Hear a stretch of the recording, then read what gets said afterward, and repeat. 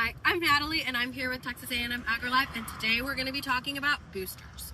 Boosters are often the most overlooked car seat phase just because caregivers tend to think, well, I'm just using the seat belt, so why not just put the kiddo in the car with the seat belt? So we're going to talk about why boosters are so important, how that seat belt should properly fit the kiddo, and what are some special features on your booster seat that can actually make sure that you're using it correctly and keeping your kiddo safe on the road. So first, let's look at an example with buckling up a doll. So if this was a child who maybe isn't ready for a seat belt, but we're not choosing to put them in a booster, we're gonna go ahead and buckle her up.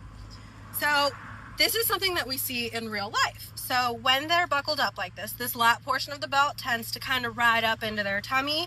As we see here, this part is digging into her neck. And this is one of the most common things that we see. Sometimes what the children will do is they'll move it under their arm because they're uncomfortable. I've even seen kiddos that when they buckle up, they immediately move it behind their back.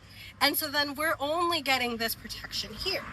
Now, where even this portioning here on her neck can get very scary is if we are in a crash, the seatbelt is designed to lock up nice and tight. So this is going to tighten right on our little doll's neck, and we don't want that to happen to a real life child.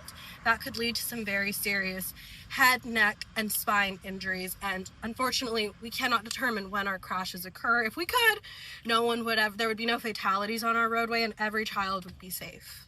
One way that we could improve the way that our doll Sally rides in the vehicle would be if we used a booster seat. So I have already set up here a little example.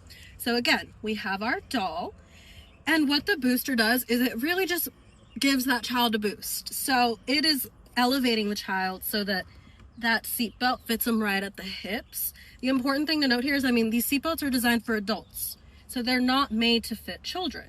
So the booster seat helps give them that extra cushion so that they can ride more comfortably and more safely. Now, there are some special things to note.